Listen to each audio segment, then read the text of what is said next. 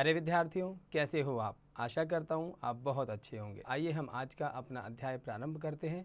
हमारे अध्याय का नाम है संस्कृत वर्णमाला। वर्ण वर्ण भाषा की वह सबसे छोटी इकाई है जिसके और टुकड़े नहीं किए जा सकते, जैसे अ, आ, क, ख, ग आदि। वर्ण को अक्षर भी कहते हैं। प्यारे विद्यार्थियों, हमने यहाँ देखा कि वर्ण, उसकी परिभाषा दी गई है। वर्ण वह भाषा की सबसे छोटी इकाई है, अर्थात जिसके और कोई छोटे पार्ट्स नहीं किए जा सकते। जैसे इन्होंने यहाँ पर उदाहरण हम देख रहे हैं, आ, इसको हम और छोटा नहीं कर सकते। और आगे लिखा है क, तो क के नीचे एक छोटी सी एक डंडी है, इसको कहते हैं हलंत। और ये तब लगाया जाता है जब हम उस अक्षर को आधा लिखते हैं। तो यहाँ पर ग और ख इसी प्रकार क्रम से उदाहरण दिए गए हैं। वर्ण को अक्षर भी कहते हैं। वर्णमाला, वर्णों के समूह को वर्णमाला कहते हैं। वर्णों के भेद: स्वर, व्यंजन, अयोगवाह। एक, स्वर। जिन वर्णों के उच्चारण में किसी अन्य वर्ण की सहायता नहीं लेनी पड़ती उन्हें स्वर कहते हैं, जैसे अ, आ, ई इत्यादि। संस्कृत भाषा में स्वर 13 हैं। अ, आ, ई, उ, री, लृ, ए, ऐ, ओ, औ। स्वरों के भेद: ह्रस्व स्वर, दीर्घ स्वर, प्लुत स्वर। एक, ह्रस्व स्वर। एक मात्रा वाले स्वर अ, ई, उ, री, लृ। दो, दीर्घ स्वर। दो मात्रा वाले स्वर आ, ई, उ, री, ए, ऐ, ओ, औ। तीन, प्लुत स्वर। तीन मात्रा वाले स्वर होते हैं। इनका चिन्ह तीन जैसा होता है, जैसे ओम। प्यारे विद्यार्थियों, आप देखिए यहाँ पर प्लुत स्वर अर्थात तीन मात्रा वाले स्वर होते हैं। इनमें मात्राएं तीन का यह मतलब होता है कि जैसे आप देखिए, हम हिंदी भाषा में जब तीन लिखते हैं तो उसका मतलब होता है कि उसमें जो दीर्घ स्वर है उससे थोड़ा ज़्यादा उच्चारण होता है, जैसे ओ, और यहाँ पर तीन जैसा चिन्ह दिया गया है, और म। तो अर्थात जब हम ओम बोलते हैं तो ओम बोलने में प्लुत स्वर का प्रयोग होता है, ओम। तो यहाँ पर जो ओम है उसके बाद ओ के बाद का जो स्वर आता है वो बहुत लंबा खिंचता है, इसलिए हम इसका प्रयोग करते हैं। दो, व्यंजन। जिन वर्णों के उच्चारण के लिए स्वरों की सहायता लेनी पड़ती है उन्हें व्यंजन कहते हैं। जब व्यंजन स्वर रहित होते हैं तब इन्हें लिखते समय इनके दाहिनी और नीचे एक तिरछी रेखा लगा दी जाती है। इस तिरछी रेखा को हलंत कहते हैं।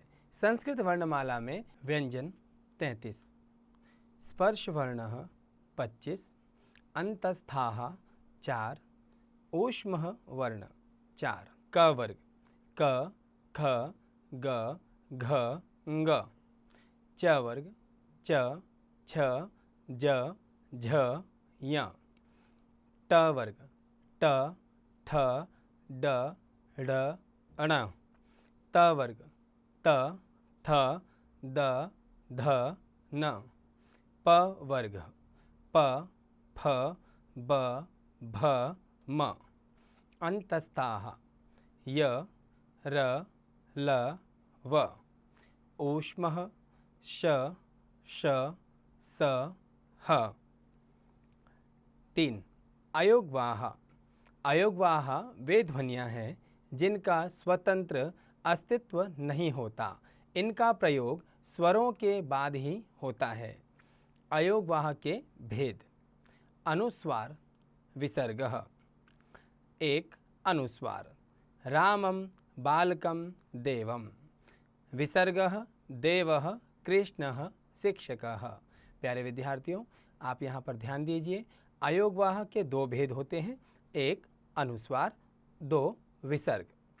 जब हम अनुस्वार का प्रयोग करते हैं तो शब्द के ऊपर अगर आप ध्यान दें तो एक बिंदु लगाया जाता है जिसको हम अनुस्वार कहते हैं। नंबर 2 विसर्ग, देवः कृष्णः शिक्षकः।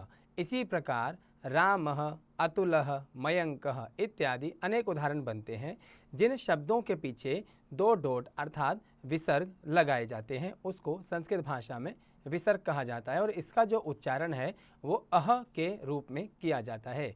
जैसे कि आपके समक्ष यहाँ पर उदाहरण दिया गया है, देवः कृष्णः शिक्षकः इत्यादि। संयुक्त व्यंजन, जब दो व्यंजन परस्पर मिल जाते हैं तो वे संयुक्त व्यंजन कहलाते हैं। जैसे क जमा श जमा अ, क्ष शिक्षा क्षमा, ज जमा य जमा अ, ज्ञ ज्ञान आज्ञा, द जमा य जमा अ, द्य विद्या विद्यालय, त जमा र जमा अ, त्र मित्र पत्र, श जमा र जमा अ, श्र परिश्रम श्रम, द जमा व जमा अ, द्व विद्वान द्वार।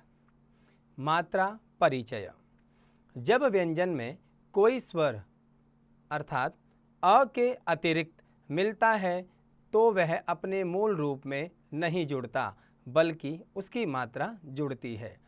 स्वर से मिलने के बाद व्यंजन का हलंत लुप्त हो जाता है।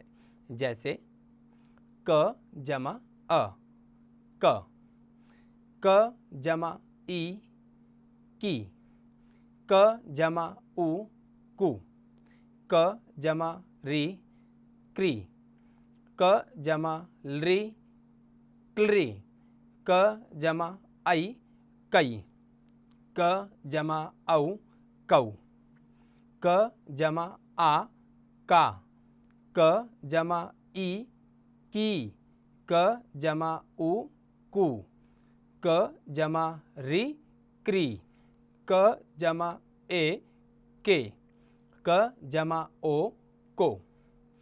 विशेष ह्रस्व अ जब किसी व्यंजन वर्ण में मिलता है तब उस व्यंजन के नीचे लगा हलंत हट जाता है, उसकी कोई अलग मात्रा दिखाई नहीं देती। वर्ण विच्छेद, वर्णों के योग से शब्द बनता है तथा शब्द के सभी वर्णों को अलग अलग करके लिखने की प्रक्रिया वर्ण विच्छेद कहलाती है। जैसे छात्रः, छ जमा आ जमा त जमा र जमा अह छात्रः, शिक्षकः, श जमा ई जमा क जमा श जमा अ जमा क जमा अह शिक्षकः, कमलम, क जमा अ जमा म जमा अ जमा ल जमा अ जमा म कमलम, पुस्तकम, प जमा उ जमा स जमा त जमा अ जमा क जमा अ जमा म पुस्तकम, आम्रम, आ जमा म जमा र जमा अ जमा म आम्रम। प्यारे विद्यार्थियों, आप सभी ने यहाँ वर्ण विच्छेद अभी इसका अध्ययन किया।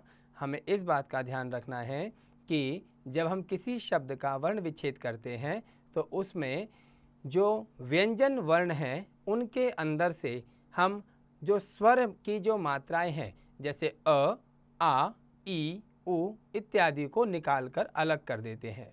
तो वहाँ पर जब हम उसको अलग करते हैं तो जिस व्यंजन वर्ण से आपने अ, ई, उ कोई भी मात्रा अलग की है तो आप उस व्यंजन वर्ण के नीचे एक निशान जिसको अभी हमने पढ़ा था हलंत लगा देते हैं। तो हमें इस बात का ध्यान रखना है। वर्ण संयोग। दिए गए वर्णों को जोड़कर एक सार्थक शब्द बनाने की प्रक्रिया को वर्ण संयोग कहते हैं। जैसे व्री जमा री जमा क जमा श जमा अह वृक्षः। ल जमा ए जमा ख जमा अ जमा न जमा ई लेखनी। भ जमा आ जमा र जमा अ जमा त जमा अ भारत। प जमा उ जमा श जमा प जमा अ जमा म पुष्पम। क जमा री जमा श जमा अण जमा अह कृष्णः। प्यारे विद्यार्थियों, मैं आशा करता हूँ कि आपको यह पाठ समझ आया होगा। आप भी अपने स्तर पर इन सभी विषयों का लिखित अभ्यास जरूर कीजिएगा।